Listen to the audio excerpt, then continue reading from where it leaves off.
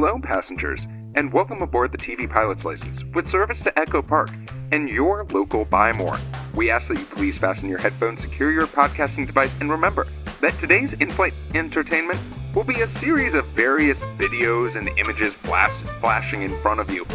Sure, you might be smelling salt and sulfur, but hey, now you know math. Welcome to the TV Pilot's License. My name is Geoff Kerbis, joined by Rich Inman and Max Singer. How you boys doing today? Get ready for another Max Singer LA East Side Geography spectacular episode. Oh my God, Rich, how are you, bud? I'm doing great. Guys, I'm starting to worry. I've made it like a full season into the show, and Charles Barkley hasn't shown up once. Oh my God. And Max, before I welcome our audience in, Max, it's so funny you talk about geography, because the other day, Rich literally sent me a photo of him out and about, and I saw the sign of a restaurant behind him, and I was like, oh, you're by that restaurant that Max talks about, Kismet, right? And he was literally like, oh, it's working. We're brainwashing you into only understanding LA geography. We're feeding him Google Maps. Look, it's an important block. You've got a high-end small plates Mediterranean restaurant. You've got a tattoo shop, 4 different vintage stores, overpriced bagels. What more could you ask for? It would be an important block if we lived in Buffalo, New York. My God. Well, gentlemen, this week we are going to be talking about the late aughts TV show known as Chuck. But before we do so, and before we dive into more depth, maybe you're here for the first time, maybe you are a frequent flyer. Max, what is this podcast all about? Here at TV Pilot's License, we break down and analyze the pilot episodes of some of TV's most famous, or in some cases, infamous shows. We learn more about how these shows came to be and were originally made, if they're effective pilot episodes in making us want to watch more, and if they can be made today. Go back and stream our old episodes from wherever you listen to podcasts. Check us out on YouTube and TikTok to see our smiling faces. And if it is your first time flying with us, then welcome aboard. And Rich, what is your question of the week? Well, as you guys know, the plot of this show hinges on a pretty intense brainwashing of our character Chuck. I want to know, put yourself in some pranking shoes. If you're trying to prank either this group of people or another one of your friends, what are you emailing them to brainwash them and have their mind only fixate on that one thing? God, Max, I'm going to start off with you. Ooh, this is tricky. So we're going email mind control specifically, right? Mm-hmm. Okay, fantastic. So I am going to be hiding Manchurian Candidate sleeper cell activating details in the non-skippable terms and conditions for a new piece of software, like something that you download. Like, okay, you want to get the latest version of Final Draft on your laptop, or you want to get whatever your podcasting hosting platform of choice is, and there's those T's and C's that you cannot get through. Well, as you read through it, as you scroll through to get to the bottom, your brain is being infiltrated with tip-top government secrets, and you have screenwriting software now. So, not only am I going to be hiding it in the in-flight announcements that happen before every plane ride, right? But also, here's the thing. The information that I'm hiding, I'm going to make it so that you forget about feet, inches, all of the measurement cycles that we use in the US, and you're switched out to the metric system, because I think that would be the funniest goddamn thing for someone to be like, wait, no, you're not 6 feet, you're 2 meters, you're only 2 meters, or you only use stones. You only I shrunk, the weight in stones.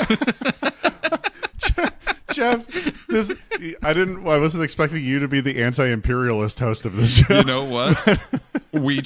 Ronald Reagan chose a system, and he was wrong. And we watched the Royals 2 weeks ago, and it's changed Jeff's entire worldview. Hold on, I'm calling a hard time out here. I'm changing my answer. I'm Manchurian Candidate someone through a jib jab.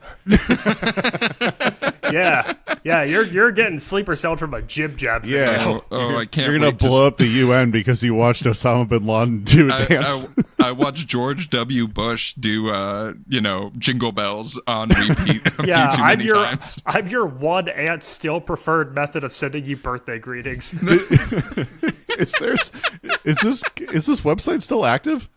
Jib Jab, absolutely. Sure. I haven't used it since like pre-Homestar Runner days. Jib Jab, sponsor the pod. You need the visibility. Come on, just wait. Actually, can you if imagine anyone who these knows three someone- heads on little sailor? We bodies, just all look like I don't know. the Canadians in South Park doing this podcast together. Rich, Oh, what shit. about you? I'm sending you guys an encrypted virus file in your emails, and it's gonna make you guys all really into the Chicago White Sox, and it's gonna make you sad at the same time as I'm sad. I was gonna joke that you were gonna fall out of love with the White Sox, just you, with something. Just so, me. Just you. No, au contraire. I'm now going to make you guys more depressed. You feel like you have to puke every time you watch the White Sox, which is pretty normal, actually. Yeah, but like now, this is involuntary. You don't even have to consult your doctor about that one. Welcome to the sports podcast. Well, Rich, thank you so much for that question of the week. Let's talk a little bit more about Chuck. And we're going to start off with a quick synopsis. Chuck Bartowski, a computer geek who accidentally downloads the entire U.S. government's secrets into his brain. That's not a complete sentence, but we definitely watched a complete pilot. Oh no, we finally got by a ChatGPT summary. But Max, can you tell us a little bit more about how this show got made? Today we are talking about the pilot episode of Chuck, titled Chuck versus the Intersect, which originally aired on September 24th, 2007 on NBC. We're talking about the show's creator, Josh Schwartz, a bit more today. It's our third time discussing Schwartz here on TVPL, with wonderful episodes on The OC and Gossip Girl in our archives for those interested in learning more about his work. Premiering just a week after Gossip Girl on the CW, the origins of Chuck begin with a pitch to Schwartz from Chris Fedek, a college friend of his. Wait. So he had two shows at the same time with main characters that named Chuck? Yeah. That's...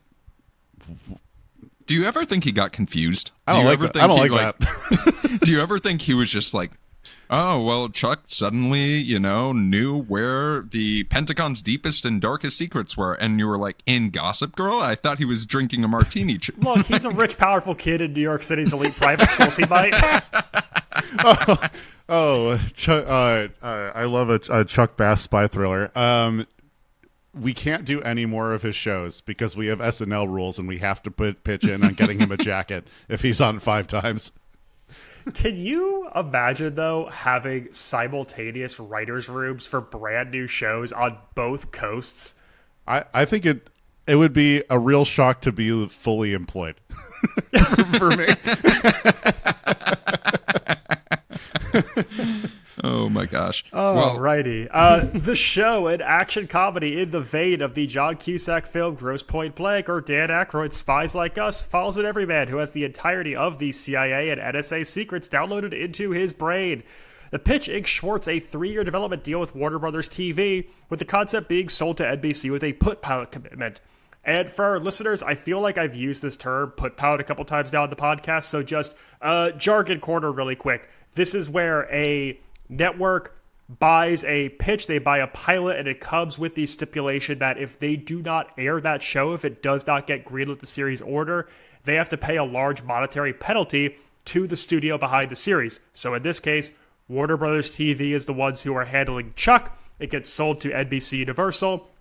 If NBC decides we're not going to move forward with it, they owe money to Schwartz and to Warner Brothers TV. It's more or less a guarantee of a show making it to order. That's the end of Max's jargon corner Wait, I have for a question this week. about that. Do they do that just so people can't buy shows and kill them for other networks?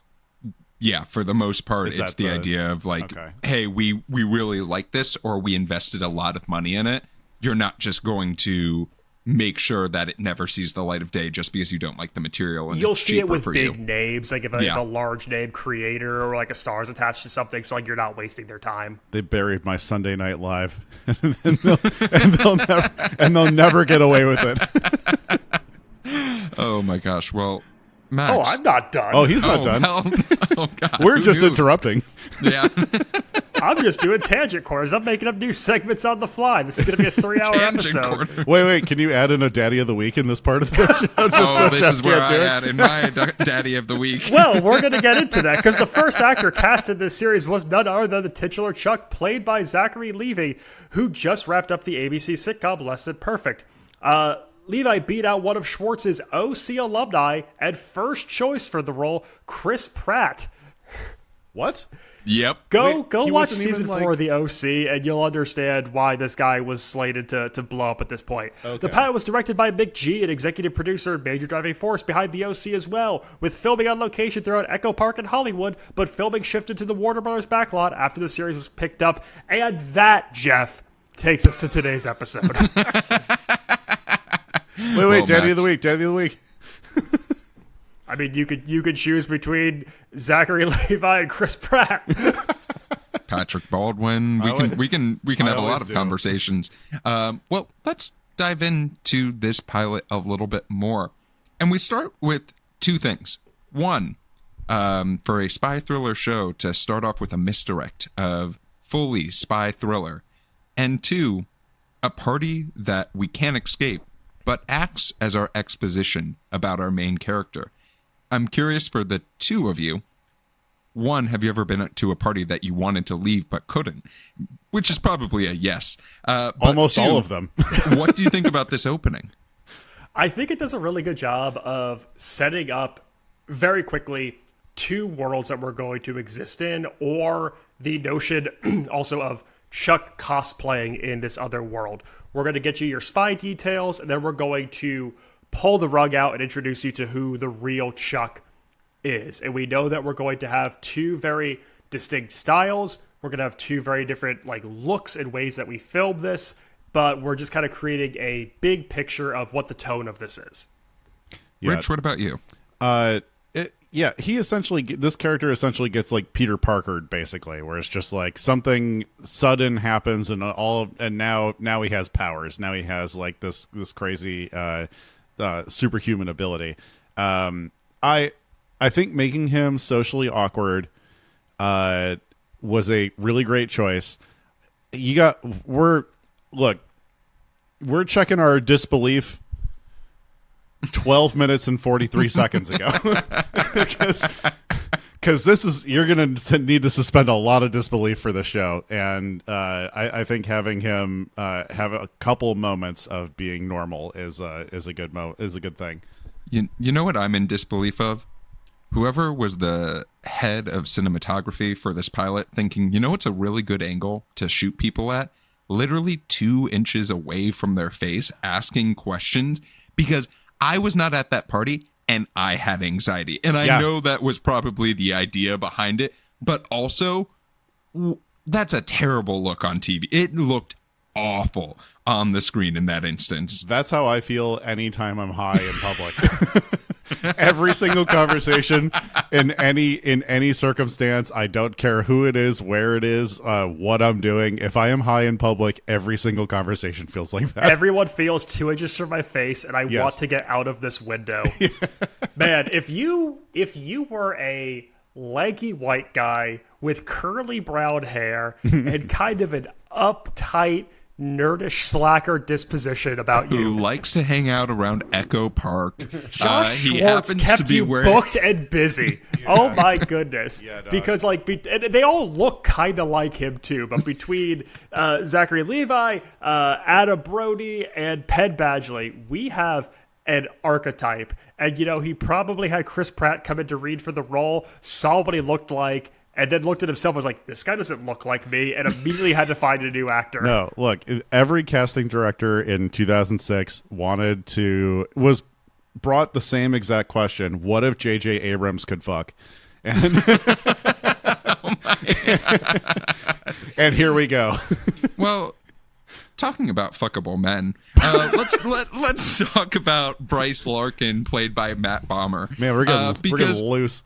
Because I was really, not expecting to see Matt Bomer in this. No, but me neither. Boy, was I pleased. Because this is when we're talking about a spy thriller, right? We're expecting this sort of over-the-top, cheesy action, very much Pierce Brosnan, James Bond coded. And boy, does Matt Bomer deliver. In the 3 minutes he's on screen, I was just like, oh, you know what I really want? a Bryce Larkin TV show. That's what I leave these scenes. And 2 years later, he gets cast in White Collar, so you got your wish. I mean, literally, in my notes, I say this was his audition for White Collar. Like, this 3 minutes of screen time that we get, sure, White Collar has a few less explosions, but I'm like, hey, explosions with really bad CGI? I'm all about it. Yeah, he gets the Richard Kind Award for, oh my God, he's in this? Who I also want to see in a spy thriller. But You're not wrong, Geoff, because USA Network is owned by NBC Universal. So they had 3 minutes of this hunky dude doing spy thriller shit. And they were like, hold on. We have something here. There's like a little like secret Easter egg that we've gifted ourselves inside this other pilot. Max, do you want Richard Kind in the James Bond role, or do you want him in the Q role? Because I feel like he'd be a perfect Q. Oh, I need him as Q or M. I need him either being the weapons guy or I need him being the one who's giving out the missions. Yeah. So we do have this, speaking of so many tangents that we've been on in this podcast. Daddy of the week. Daddy of the week. It's Matt Bomer. Matt Bomer's leading right now. But let's talk a little bit about what this tangent is supposed to deliver to us, right? We find out via conversation of Chuck that there was this college roommate that he had that was this adored guy at Stanford by the name of Bryce Larkin. We see Bryce kick some ass and then immediately get shot while sending an email to a friend or a long-forgotten acquaintance. And, I mean, I know the point is for us to be lost in this moment of what the hell is happening, but is that something that you're like, yeah, this is what I want in a new pilot or a TV show that I'm watching for the first time? What the hell is happening and why am I here? Look, we all have random brain spurts of like, oh, I'm thinking about my college roommate for the first time in 10 years. Not for the first time in 10 years, but Alex Bertner, hit me up. I cannot get over this like Vice video Matrix knockoff, you wouldn't steal a car PSA that Bryce is stuck in with all of these screens behind him. It is a Pharrell music video in there as soon as he starts hacking. I was gonna say, I feel like I've definitely seen this in like early 2000s hip hop, like either like Bad Boy or Timbaland or someone. Yeah. I mean, we get this visual. We don't really get any understanding about what the fuck is happening during that visual, though. There's not like in here is, I fully expected a goon, right, to just be like, stand here and protect this because this is X, Y, and Z, and we don't want someone to get their hands on it.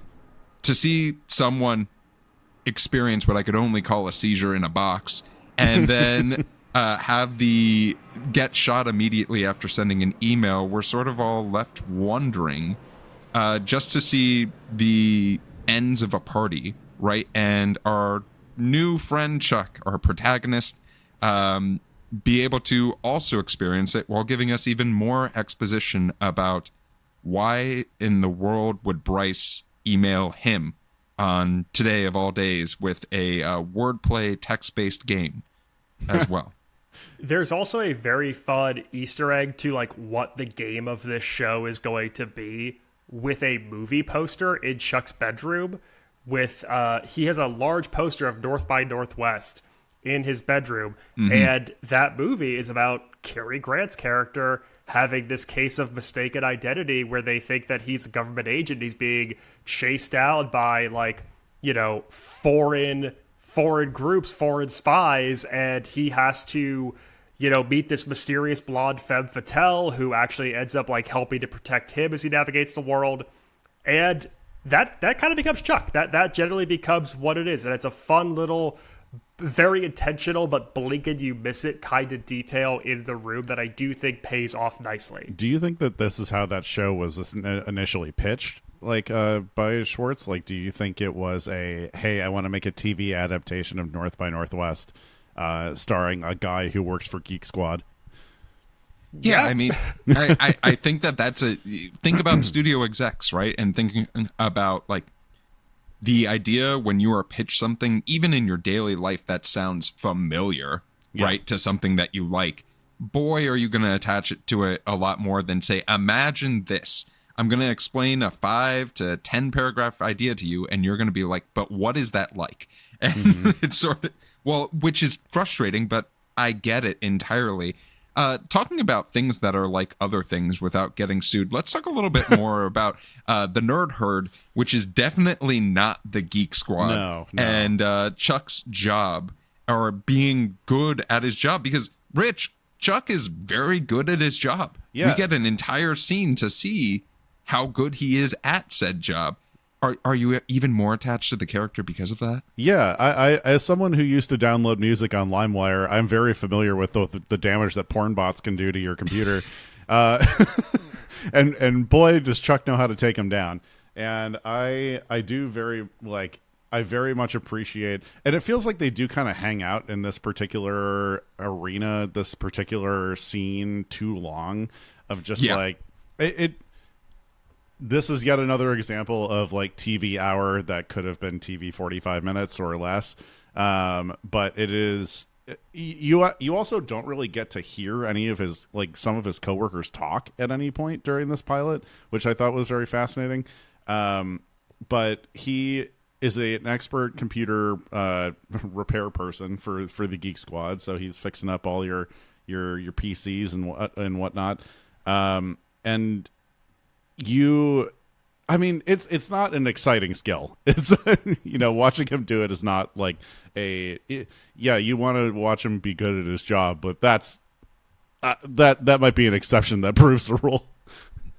Max, you nodded your head about the scene being maybe a little bit too long. I'd love to hear your thoughts on trying to give us a little bit more color about Chuck prior to mind washing.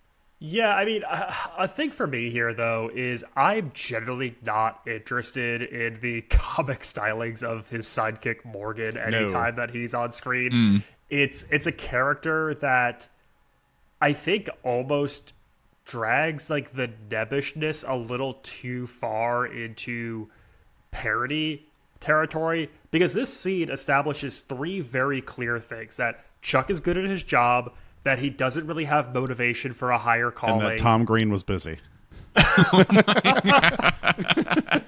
Well, and I was going to say that all of being good at his job, like he is a good person. He will find ways to be resourceful to help others, and how we see the father and the daughter with her ballet recital and how he like saves the day there. And we can do all of this without needing 6 other people standing around him and doing all these other audio gags and jokes and fodder and things like that, because we get what we need to know from Chuck just through Chuck. So what if I gave you guys a theory about why we spent so much time in the Buy More? Because I genuinely think there were so many scenes that cost a decent amount of money from a TV perspective. Doing a car chase, for example, multiple times within this pilot, we have chase scenes. We do have, while this show was filmed on a soundstage, we do have a lot of bigger sets that have a lot of extras on them as well. Doing a scene in a store set is probably pretty cheap, and when you need to fill a TV hour, it's a very easy way to say, well, what if we showed that Chuck was a really good guy? Yeah, this abandoned Circuit City in Granada Hills is costing us nothing to rent. They should have turned it into Buckingham Palace. But we do get this important character that we meet, this Sarah character, who obviously Chuck, while experiencing anxiety around women, seems to have found all of the charm that he had lost previously, and has some form of luck convincing this person who has ulterior motives to a date. I want to skip forward a decent amount. Yes, there's a fight scene that we get that is some interesting choreography and some interesting reveals for us as well. But as much as the show wants to be an action show, it really does a lot of balancing in what I can call Mr. Magoo extra scenes. Because, Max, I'm going to go to you. We are back in Echo Park. We are experiencing something that I loved when I visited Echo Park, which is a Mexican restaurant with a good margarita and, a nice band playing you. We're talking about El Compadre? Yeah, we're definitely at El Compadre. So, I mean, does this date seem out of place for a pilot when you're trying to sell an audience on entering this new world every week? I don't think so, because you do need to establish Chuck as well. And I think where this pilot struggles at times is that it tries to plot its way through things. It tries to just give you large exposition dumps and technology that reminds me of a certain pivotal gag from the new Naked Gun that I won't spoil on this podcast for those who haven't seen it. So having Chuck try to build up this other part of himself, to use his humanity, to go on this date. Yes, it's comic fodder because it's like a fish out of water and she's so much more attractive than him, but we need to also just have character scenes. We need to just kind of like rest the game a little bit, and this is kind of the one moment where Chuck allows that to happen, and the plot device stuff just kind of breathes a little. Yeah, because up until this point, well, number one, they establish what Chuck wants, or what Chuck's surrounding friend and family group want, and that for him to find a girlfriend. That's been like kind of sure. the biggest need up to this point. And then you have all these circular characters of Sarah like being a spy, and Bryce being a spy, and the NSA getting involved and stuff like that. And you have to find a way to smash Chuck and Sarah together. And so what does Sarah need to do? Sarah's going to turn on that charm and try to seduce him. And yeah, it just like I do think for some of these scenes being longer than they should be, which is not a great note that you want for your pilot, because this is where you get to do the most exposition, like on your own, with no other network notes.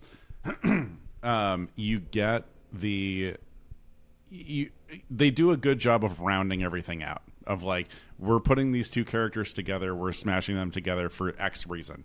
We are, and every single moment after this is a butterfly effect of what happens, and I think that feels nice from a writer perspective. Can I really quickly highlight the getting ready for this date and the cut between Sarah and Chuck? And I want to give a shout out to the wardrobe department on this show, and I mean this as a compliment.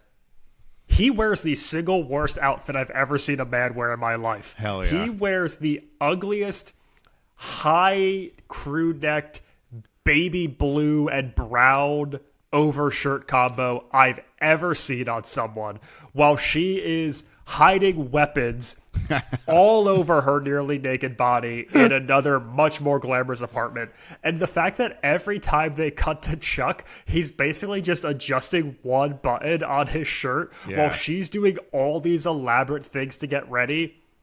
That is funny to me. That we have such a long cut between them getting ready with an absolute 2007 ass song by the band Jet blasting in the background. Oh, Jet being the needle drop for this exact moment. It's like when you hear CCR now and you think about Vietnam footage. I just like, anytime I hear Jet, I think about being 13. It takes me back. I'm not gonna lie. I was listening to, I had my shuffle on my music device, and Jet came on, and I was just like, hell yeah! And I rolled down my windows, and I was like, full on blasting it with volume maxed in my car. Jeff, I will. You are a cold hard bitch, and you will always be that way. Yeah, no. Since you said music device, I assume you have a Neil Young Pono or perhaps a Microsoft Zune. Wait, why do you know the Pono? Because I'm an audiophile, Rich. I just found out about that last year. that is what I have. Well, let's talk a little bit about the ensuing chase. We sort of mentioned it a little bit. Chuck is a very valuable man. These secrets that were sort of... Actually, I want to talk about this really quickly. Chuck has these moments where we start to understand that something has happened because of the video that has gone on in his head, where he suddenly knows the whereabouts of a very important government figure, just based off of small words and clues that are given to him without his control.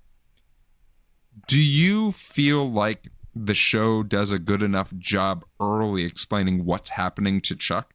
Or do you think that they possibly needed to do more?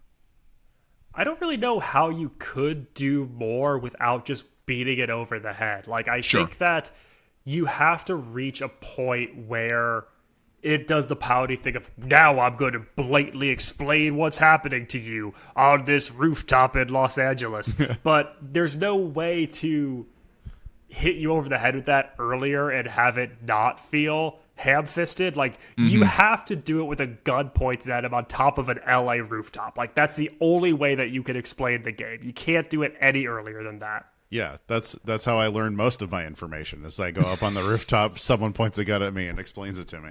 That's why we don't record more. Rich is just like, I'm on this rooftop and I can't get down. Yeah. They locked me up here. Unless you throw my laptop up on the helipad, I'm not getting it. Yeah, I do think like they have done okay. I had an issue with this scene in particular, or like the surrounding elements of this scene in particular, because like, why are the CIA and NSA fighting? They both work for the same government.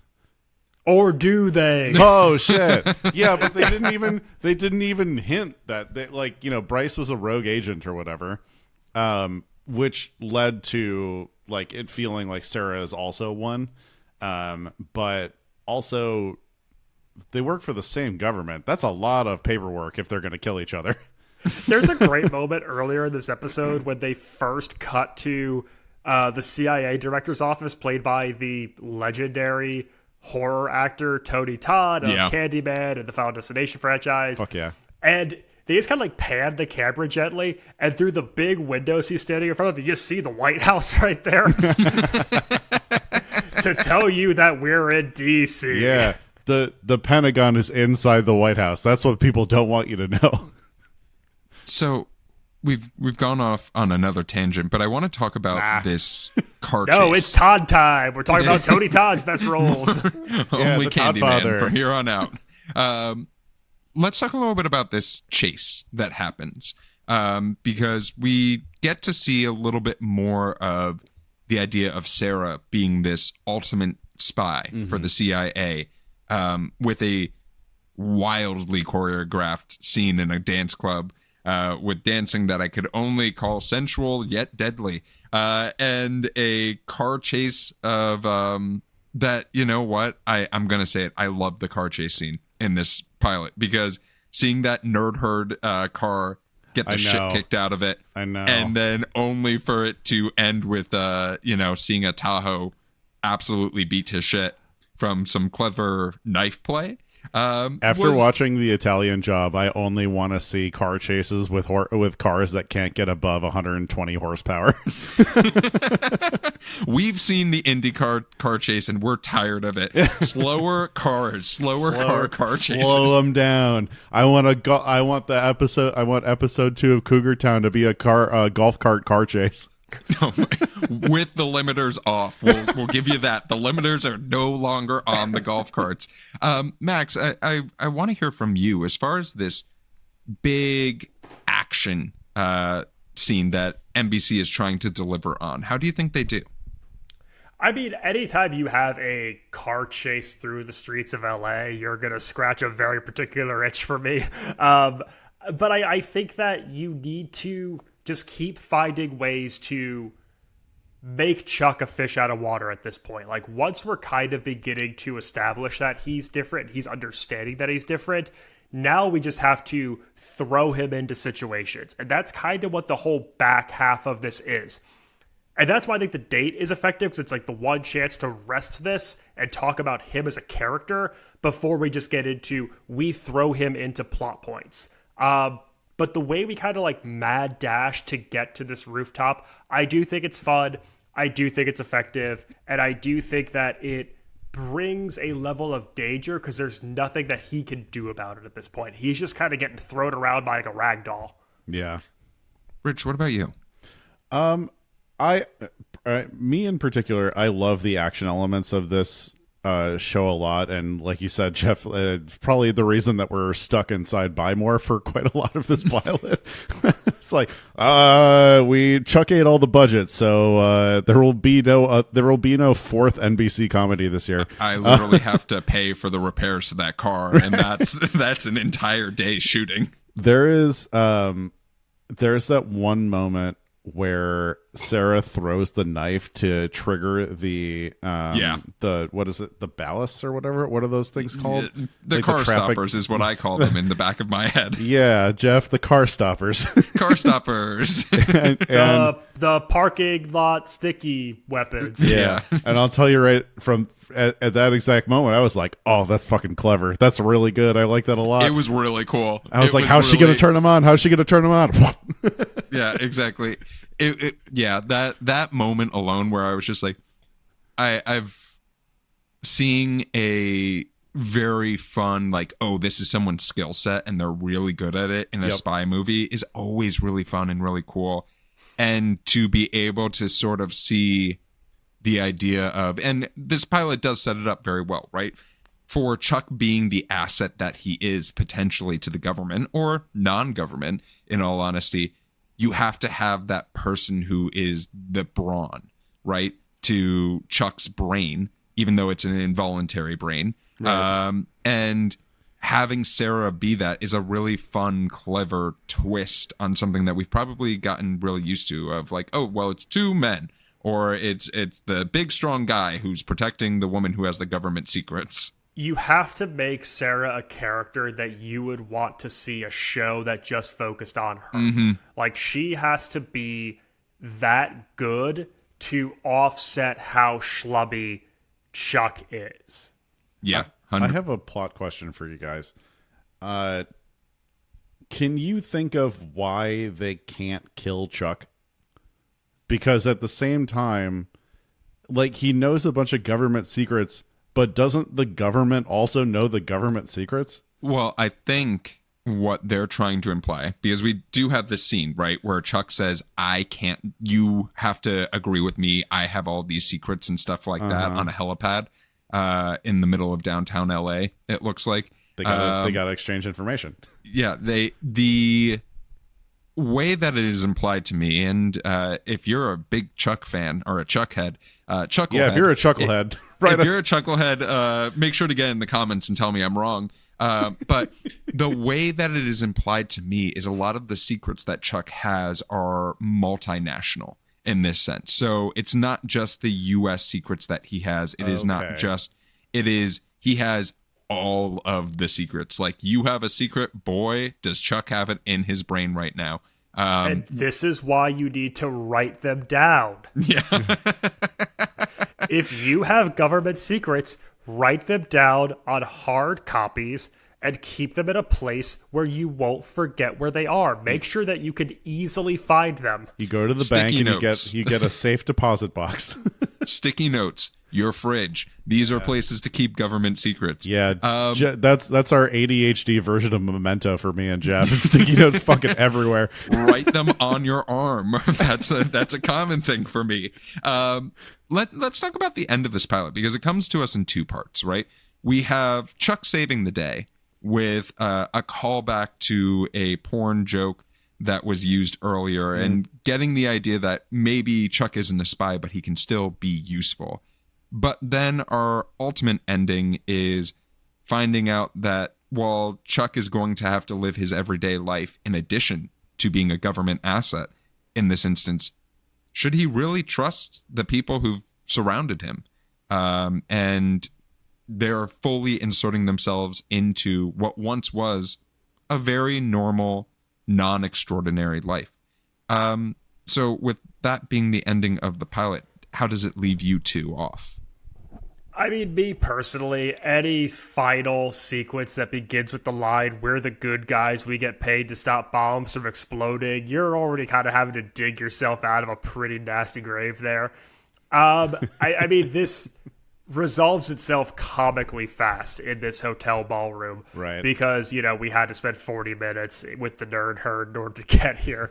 I don't know. Like, on one hand, it's fun to see Chuck not use his new skills, but use something that's like innate and known to him to save the day. Like he solves it by being Chuck, not by being a government agent or like a weapon in a way, which is a little endearing.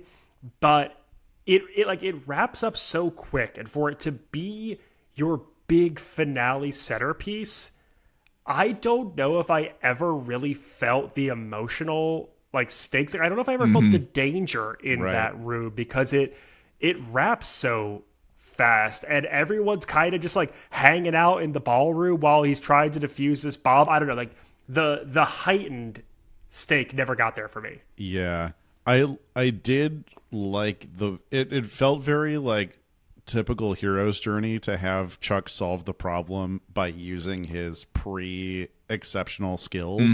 And I did very much like that. I was going to mention that as my thing I liked about the podcast, or about the pilot in general. I mean, yeah, I feel like we're all kind of like hit or miss on this. Like if you had to, he went to Stanford, he cares a lot about grades, clearly. What grade are you giving this this pilot? A through F? Like what are you giving it? God. I'll you know what? I'll give it a solid B-. I'll explain a little bit more about why, because after reading a little bit more on the history of the show, I think I have a really good understanding of why this show exists and why it existed, but I want to talk about that. But I want to hear from you two, and then I want to talk about things that we loved after we grade the show. Yeah. I would say a B- as well. I think that it makes some really compelling points, but I think it gets a little bit bogged down in how it defends itself and states its case to get to those points.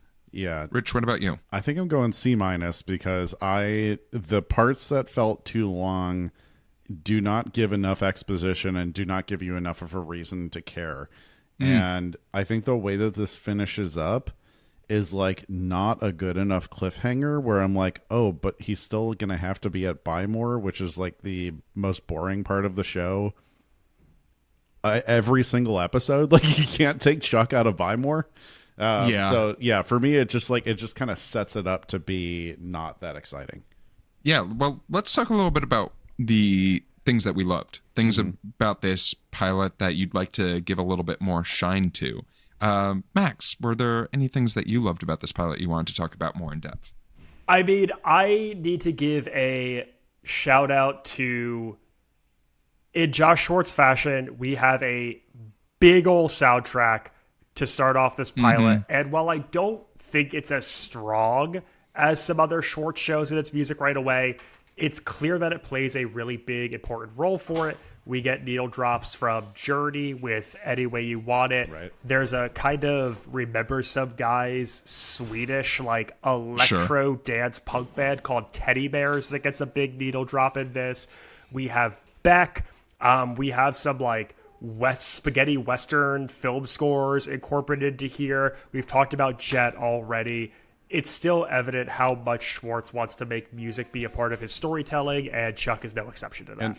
And am I mistaken in that they kind of kept a rolling needle drop of Gone Daddy Gone by the Violent Femmes in there too? Do I remember that correctly, or is that the the electropop thing? Just something of that style. It may be something called Cobra Style by Teddy Bears. Okay. That's a band that I haven't thought about in like 15 years until we did this episode. I haven't thought about the Violent Femmes in quite a long time either. Rich, what about you?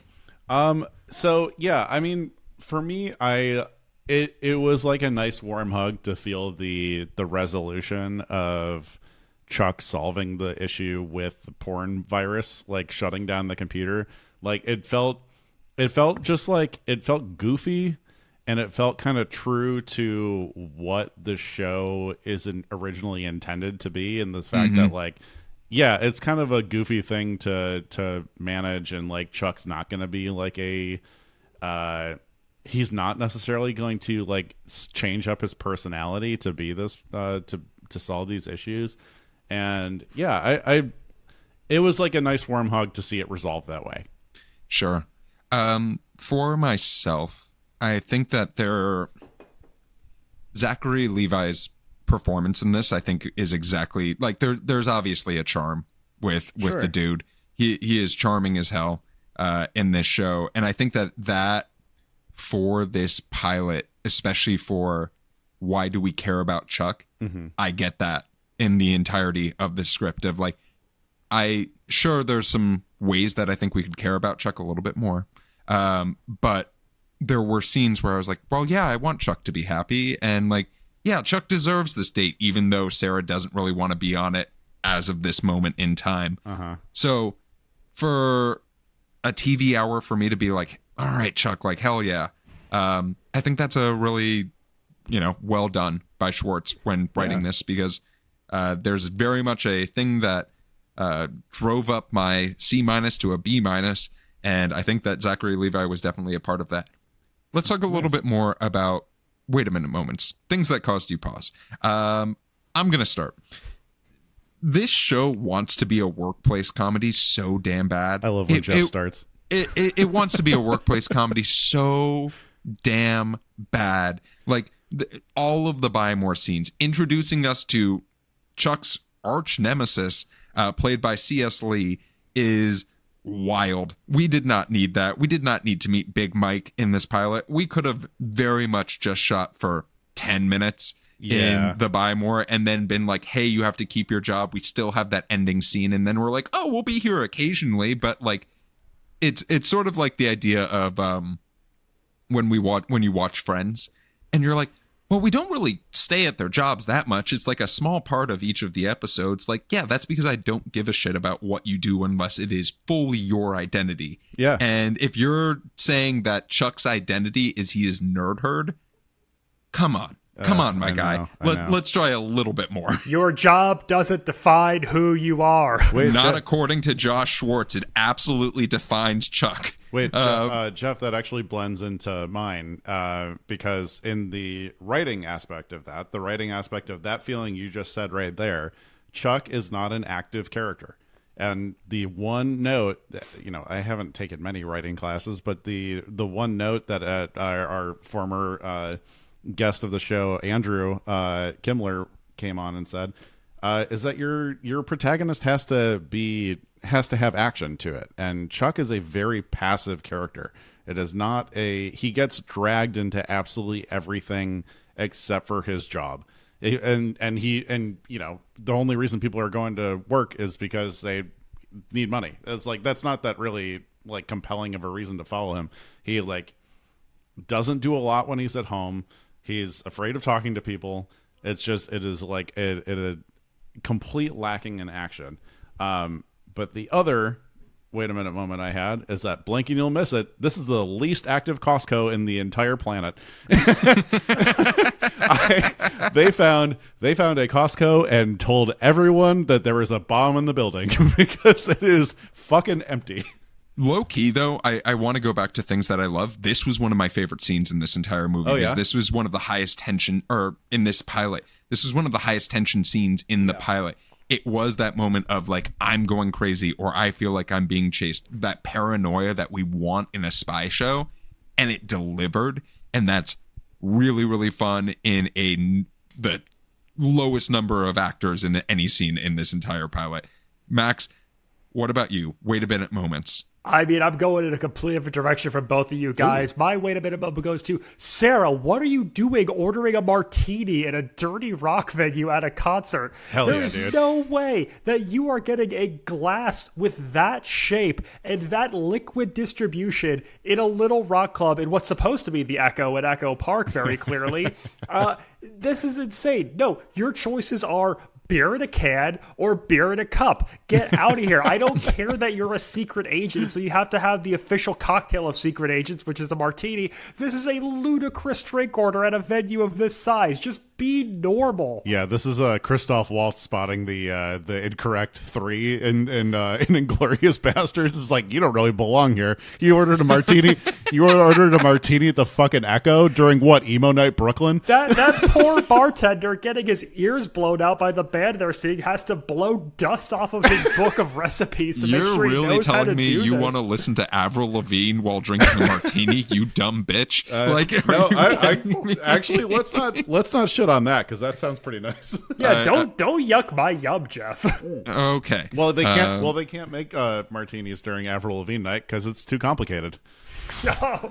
Thank you so much. That's called rounding it out, Max. Well, we have one more question. It's an in-flight question. Our in-flight question this week comes from Joan in Georgia, and Joan asked, "You can have the full library of knowledge about one subject available to you at all times, but it involuntarily comes up.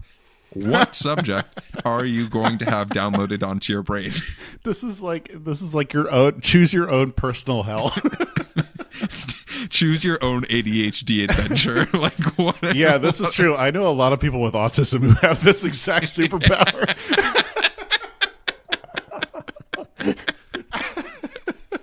Right. I have talked about Eastern European politics at parties with people who are like exactly like this. All right, Max, what are you thinking?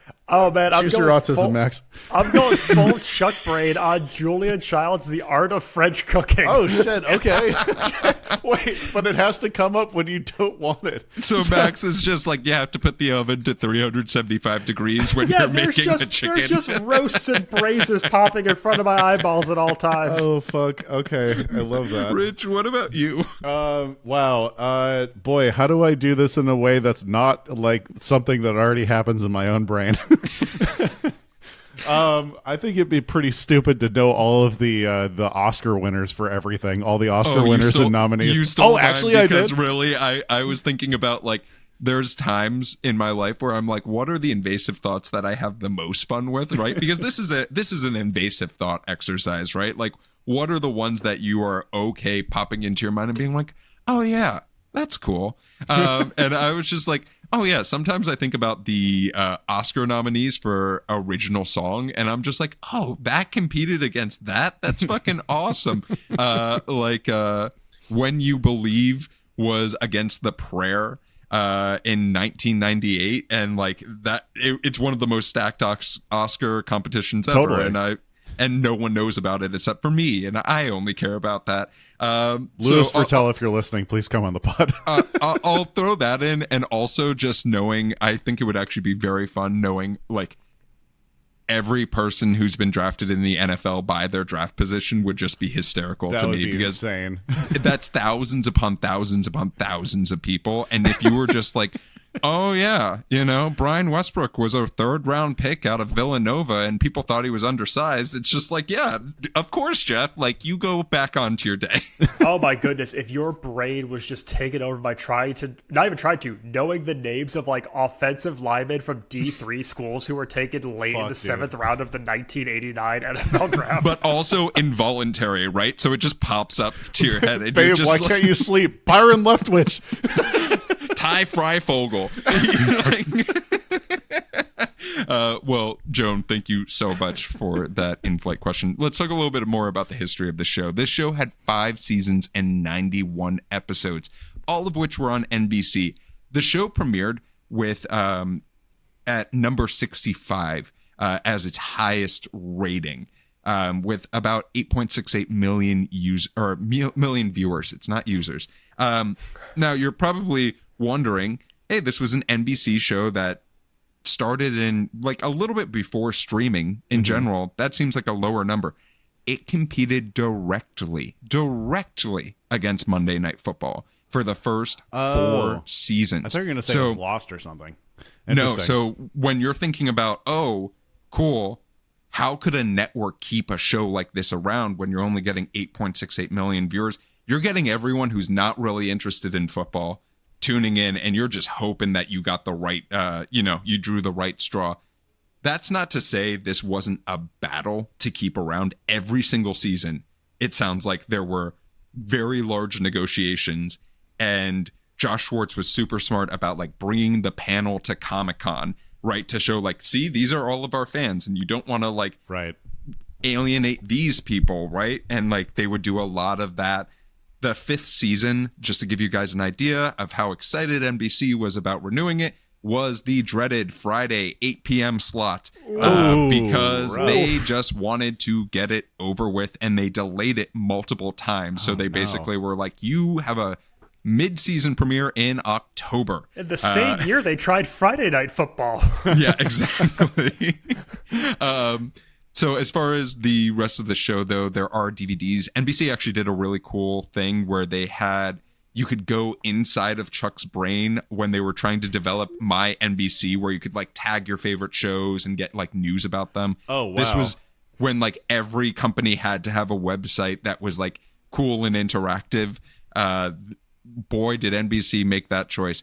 They also they partnered directly with Apple to make this one of the first iTunes downloadable TV shows for your video iPod, which is really, really fun. I remember watching the rest of development on mine. It's a great promotion. But let's get to the main thing. Let's talk about awards.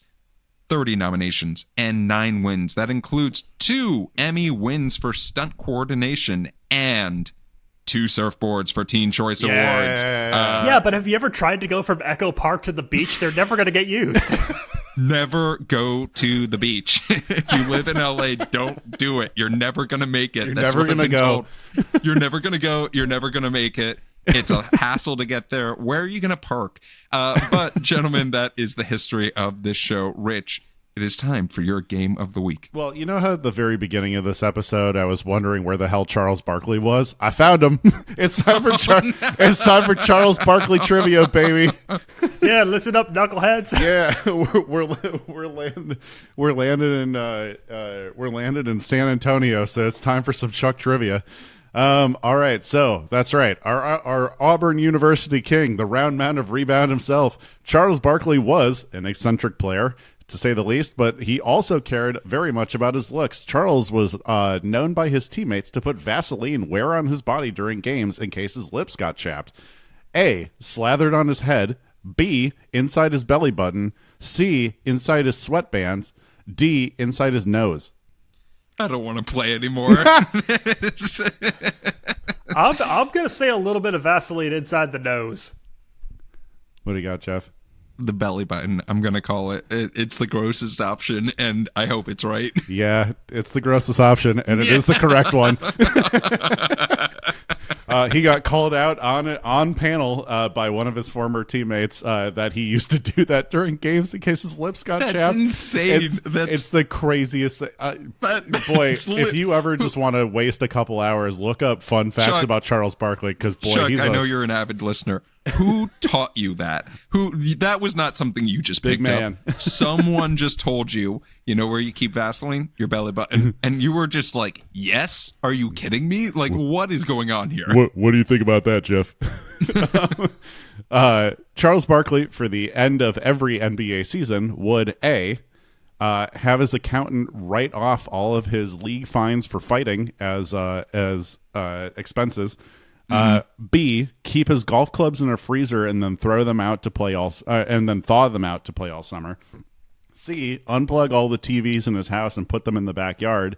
D, buy an entire cow for the purposes of barbecuing all summer. I'm going to go with the golf clubs one, because I do know he's a pretty avid golfer. I'm going to go with the TVs.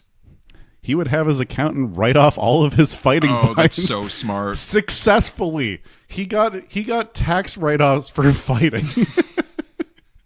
But yeah, that's all I got for Charles Barkley trivia. Boy, he used to there's a lot that I didn't put in on this. He used to get so nervous watching games on TV that he would chew through TV remotes to the point where they stopped functioning. You know, I didn't know Charles Barkley and my dog have something in common, which is chewing through TV remotes, but you know, Charles Barkley is just my dog. Yeah, exactly. Well, Rich, thank you so much for that game of the week. Gentlemen, as our flight starts coming to a land, I have 2 questions for you. The first is, you know, we talked about Chuck, we gave it grades even, but would you give this show one more episode based off of the pilot and the pilot alone?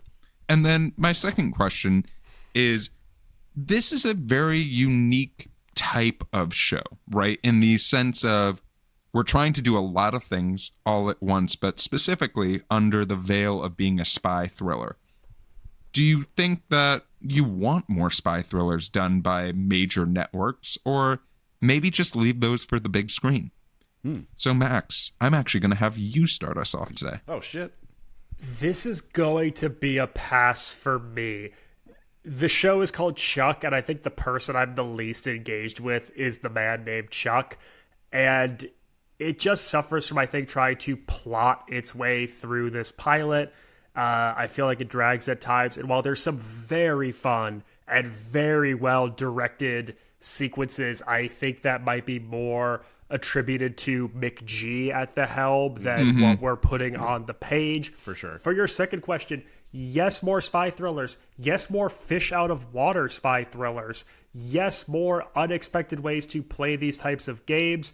I think that they are super fun. I love action, heist, spy stuff personally.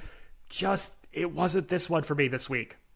Rich, what about yourself? Yeah, same thought process on that, Max. However, I have this hunch that this is one of those shows where the pilot is not indicative of the rest of the show. And I feel like it was struggling to find its footing. I feel like the reasons why we're here are a little soft, but I feel like it gets more exciting. And I feel like they actually figure it out because, like, I think Zachary Levi, maybe he almost did this kind of as a disservice by being, like, too on TV good looking for this character. And so that's why he's my nomination this week for Daddy of the Week. But no, they needed to pick a particular direction with Chuck that they did not, that does not work for me. But I feel like they do figure it out later. I mean, I just have that hunch about it. So I would give it another episode, but I don't think I would give it very long if they don't figure it out. So let me start off with based off of the pilot and the pilot alone. I would not watch more of this show because there are other shows that do what this show is trying to do in a focused manner, I think better, right? If that makes sense. And those are readily available and easy to watch. That being said, Rich, you are right. I have seen every episode of this show. I knew it. With that, and he's a chucklehead. That's why he's been a secret chucklehead this whole time. I've been a secret chucklehead this entire time. And let's just start off with this. I was super excited with the idea of watching this show for our podcast because it is something that I have, those early 2000s glasses on, and I'm like, oh, this is going to be great. I'm going to have a new show to add to my rotation. And it's one of those pilots that you're like, ooh, there were a lot of things we were trying to do there. And sometimes, you don't want a Swiss Army knife. You want just a real knife. And I think that this is something that this show fell into in the pilot and found its footing later. As it had 5 seasons. It nearly had 100 episodes of TV. It has a very, very, enthusiastic fan club as far as like people who love this show and loved this show. As far as more spy stuff on TV, yeah. As far as more fish out of water, base shows, absolutely. We all say no more fishes out of water. No. Everyone has to fit into their environment perfectly. Regardless of your size fish, you will stay in the nearest pond. The thing for me is I think that one of the things that I love watching on TV recently is like really good fight choreography is something that I will just sit down and watch. The movie might be bad or the TV show might be bad, but like I keep telling you that's UFC, Geoff. That's not a TV show. I know. But like when I watch it and I'm like, oh, that's cool. Sometimes I sit down and watch the TV show and I was like, well, that wasn't for me, but that scene was for me. And I think that we are falling into the trap of that only being for like Marvel movies or people thinking it's only for that sort of stuff. Make it for original ideas. You're going to have people flock into that shit. I don't just like Dum Dum TV where it's explosions. I like Dum Dum TV where it's people fighting in hallways as well. Well, gentlemen, that is our flight. But before we go, I want to make sure that folks find you wherever you'd like to be found. Rich, where can folks find you? You can find me shooting someone in the chest and then saying, don't move. You can also find me on Instagram at Damn That's Rich. You can find original sketch comedy from Max and myself at Dadwagon Comedy over on TikTok. Max? You can find me on the Sunset Boulevard stretch of Echo Park and on all things social media at Maxwell Saying. You can find me yelling at people ordering martinis at the Echo, but if you're looking for me on You're social holding up the media, line. you can find me at Run Jeff Run. If you're looking for the TV Pilot's License, you can find us anywhere you listen to podcasts. Thank you for liking, subscribing, leaving us reviews. You can also see our smiling faces on YouTube and follow us on social media. If you have a question about the show or for our next episode, you can absolutely submit an in-flight question at tvpilotslicense.com or give us a call, leave us a voicemail, or shoot us a text at 213-290-1713. Text us Make your sure daddy of the week every week. Please, if we can make that Do a it. segment, Just do it. if we can do it, we'll do it.